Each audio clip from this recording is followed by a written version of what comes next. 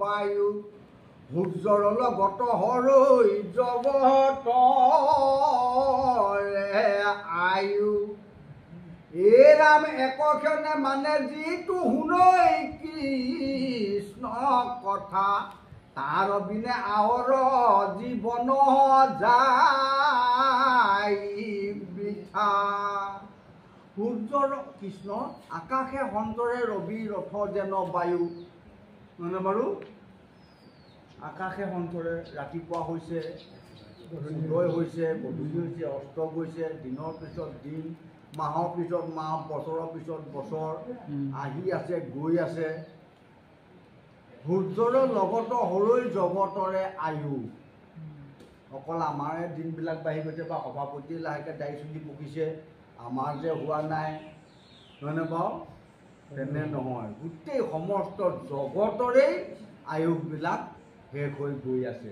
বেলি ওলাই পেলাই মাৰ গৈছে তেখেতে সৰ্জন কৰা এনেকুৱা এটা জীৱনৰ যিটো তাৰমানে এই ওলোৱা সময়লৈকে আয়ুসটো যোৱা সকলোৰে আমি কালি যদি ক'বচোন ইমান বছৰ ইমান দিন আমি আজি গ'লে মানে এদিন কমাই খৰচ কৰিব লাগিব মহাভাগ্যনে ইমান দিন নহয় নহয়। তাৰ মাজতে একক্ষণে মানে যিটো শুনৈ কৃষ্ণ কথা তাৰ বিনে আৱৰ জীৱন যায় বৃথা। একক্ষণ ঈশ্বৰৰ কৃষ্ণ কথা নুশুনা মানুহ বোধ কৰোঁ পৃথিৱীত কম আছে আছে ভাল নোপোৱা মানুহো আছে তেনেই কমটি সময় ঈশ্বৰৰ কথা নুশুনা মানুহ সৰহ আছে। সেই কেইহেজাৰ পলালে কেইহেজাৰ শুনিলে সেইটোতে প্ৰমাণ আছে।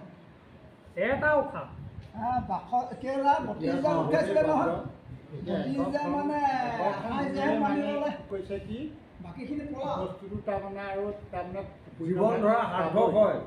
এতিয়া কথাটো হ'ল কি এতিয়া আপুনি এনেই আমি যদি এনেই ইফালে ফালে চাওঁ আগতকৈ কিন্তু গাঁৱে ভূঞে ভগৱানৰ চৰ্চা কীৰ্তন আলোচনাটো বেছি হৈছে লাগিলে পন্থ যিয়ে নহওক মই সেইটো ক'বলৈ নালাগে যেনিয়ে যায় তেনিয়ে হওক নহ'লে আগতকৈ আকৌ নহ'লে এইবিলাকটো বেছি শিকিলে হৈছে তাৰমানে আমাৰ বিয়াটো যেনেকৈ কৈছে তেনেকৈ আমি চাগে নাই সেইটোহে ক'বলৈ গৈ থকা হৈছে নহ'লে কৃষ্ণ বুলি নোপোৱা কৃষ্ণ কথা কথা আছে দেই এইটো আগত আঁচনি আছে মোক জনক কৈছিলে প্ৰভু ভগৱন্তই বোলে আপোনাৰ নৰকুণ্ড পুৰিব কেতিয়া পুৰিব কলিত হ'ব বোলে কলিত চব ভকত হ'ব চব ভকতখিনিয়ে গৈ আপোনাৰ নৰকুণ্ড বোলে শেষ কৰি দিব থাকিবলৈ জেগা নাইকিয়া হ'ব এইটো কথা দি থোৱা আছে।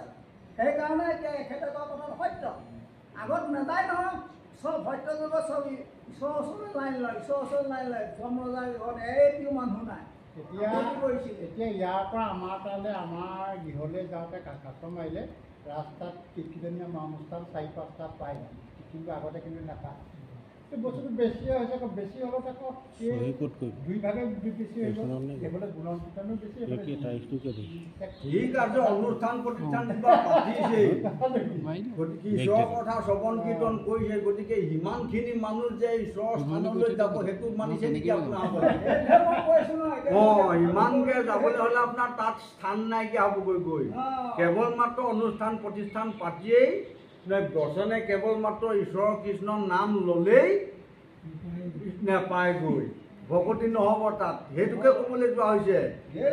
একক্ষণ মানে যিটো শুনৈ কৃষ্ণ কথা কেনেকৈ শুনিব লাগিব কায় বাক্য মন এক কৰি মাহ ধৰি ভাদ মাহ গোটেই মাহ গাই নহ'ব নাই কোৱা একজন মাত্ৰ যদি কায় বাক্য মনে এবাৰ মাত্ৰ ঈশ্বৰ কৃষ্ণক যদি স্মৰণ কৰে বা তেখেতৰ নাম শ্ৰৱণ কৰে বা তেখেতৰ নাম কীৰ্তন কৰে সিমানেই যথেষ্ট আৰু প্ৰয়োজন নাই।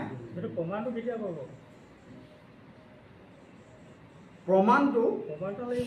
প্ৰমাণ ভাগৱতে বহুত দি গৈছে আপোনাৰ সেইটো কথা মৃত্যুৰ আগমুহূৰ্তত সেই শব্দটো যদি আপুনি ঈশ্বৰৰ নামটো যদি ক'ব পাৰে সেইটোকে কৈছে এক নিমিষ মাত্ৰ দুটা বৰ্ণৰ কৃষ্ণ বা ৰাম এনেকুৱা তাৰমানে এই দুটা শব্দহে আপুনি এই সময়খনত ক'ব পাৰিব। যদি আপুনি মানুহজন মৰাৰ আগত মানে কৃষ্ণ বুলি যদি কৈ নাপাওঁ তেতিয়া কিমান বিখ্যাত হ'ব বাৰু। বোলে মানুহজনৰ মনটো ভাল দেই, যাব সময়ত যদি কৃষ্ণ বুলি কৈ গ'ল, ৰাম কৈ গ'ল, শৰীৰ কৈ গ'ল, কিবা এটা কৈ গ'ল আৰু প্ৰমাণটো সেই কি এতিয়া আমি যে এইবোৰ যে অনুষ্ঠান প্ৰতিষ্ঠানবোৰ পাতি আছোঁ, কৰি আছোঁ, এইবোৰ আমাৰ অভ্যাস, আমি অভ্যাসহে কৰি আছোঁ। এতিয়া আপুনি চাবচোন, আপুনিহে মই হওক আমি আৰু যদি আপুনি এই অভ্যাসখিনি শুদ্ধকৈ যদি কৰি গৈছে তেতিয়াহ'লে আপুনি সেই সময়তো মাতিব পাৰিব।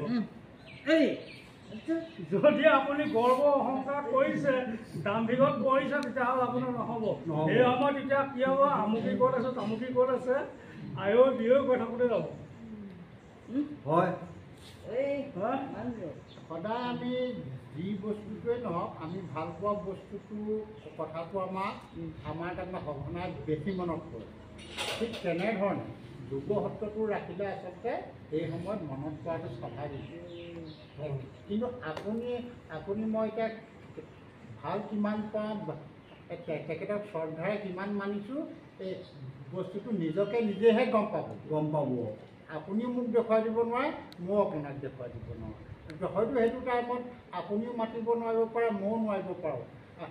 আচলতে ভাৱনাটো নিজৰ। এতিয়া মোক যদি কোনোবাই সোধে যে বোলে আপোনালোকৰ ঘৰ আমুক প্ৰগ্ৰেমতে কৃষ্ণক ক'লে নাই, সেইটো ক'লে নাই তেওঁহে জানিব। কাৰণ মৃত্যুৰ টাইমত মুখে মাতিব নোৱাৰিবও পাৰে, তেখেতৰ কিন্তু ভবা শক্তিটো আছে। শুনে বা বনে বা মনৰ স্মৰে যিকোনো প্ৰকাৰে কৰিব পাৰে। এতিয়া আমি ৰিহাৰ্চল কৰিছোঁ, হয়, ৰিহাৰ্চল কৰিছোঁ বুলি ৰাতি ভাওনা গাবলৈ আহিছোঁ, দিনত আকৌ ভাওনা পাৰ্ট ক'ত থাকি থলোঁ মই নিজেই ক'ব। তেনেকৈ হ'লে আৰু ভাল। এই প্ৰমাণটো মাধৱদেৱে পাইছিলে। যেতিয়া মানে হৰিদাসৰ মূৰটো কাটি দিলে, কাটি দিয়াৰ পিছতো মাটিত খোৱাৰ পিছত ৰামৰামকে তেখেতে কৰিলে। আৰু সেই মূৰটো হেৰিয়ে কি কয়, মাধৱদেৱে লৈ পিনে মানুহ এটা মূৰটো কাটি দিয়াৰ পিছত মানুহটো মৰি গ'লে দুখ কৰিব লাগে, কিন্তু মাধৱদেৱে সেই মূৰটো লৈ দুবাৰটোত নাচিছে বোলে, আনন্দ কৰিছে। ৰাম ৰাম কোৱা মূৰটো লৈ মাধৱদেৱে পালে প্ৰমাণটো। এতিয়া আপুনি মৃত্যু সময়ত ৰাম কৈছে নে নাই কোৱা, মই গম প্ৰমাণ পাওঁ। মই কৈছোঁ নে নাই কোৱা আপুনি ক'ব। আৰু আপোনাৰ মোৰ যোগেদিহে আপুনি বৈকুণ্ঠলৈ যাব পাৰিব। আপুনিও পোনপটীয়াকৈ নোৱাৰে বোলে নহয়, বাপজনক বোলে মৰিব মই ৰাম বুলি ক'লে দেই, মই ক'ব লাগিব, মোক হেৰি কৰিব লাগিব, কথা ক'ব লাগিব। বা মই মৰিলেও যদি সেই মই ৰাম বুলি যদি ক'ব পাৰোঁ, তেতিয়া বাপলৈ ক'ব নাম আমুক বাপজনক বোলে ৰাম বুলি কৈ মৰিলে বা কৃষ্ণ বুলি কৈ মৰিলে, আপোনালোকক প্ৰকাশ কৰিব লাগিব। কোনো ভকতসকলে প্ৰকাশ কৰিব লাগিব। আৰু ভকতসকলে যেতিয়া প্ৰকাশ কৰিব, ভকতসকলে যেতিয়া হেৰি কৰিব, তেতিয়াহে বোলে ভগৱন্তই বল পায় বুলি কৈছে। তাৰ আমাৰ দশমত দিয়াইছে নহয় গোটেইখিনি। যেতিয়ালৈকে ভকতসকলে ভগৱন্তৰ নাম নলয়, গুণ কীৰ্তন নকৰে, তেতিয়ালৈকে ভগৱন্তৰ মানে বলে নাপায় বুলি কৈছে। শক্তিয়ে নাপায়, বলে নাপায়। তেতিয়া এটা কালি নাগে এনেকৈ ধৰি থাকোঁতে ধৰিয়ে আছে। যেতিয়ালৈকে ভগৱন্তৰ নাম নাই লোৱা পাৰত থকাসকলে, তেতিয়ালৈকে বল নাপায় নহয়। এতিয়া সকলোৱে মানে পাৰত থকা সকলোৱে ভগৱন্তৰ নাম ল'লে, ভগৱন্তৰ বল আহি গ'ল। কিন্তু গৃহ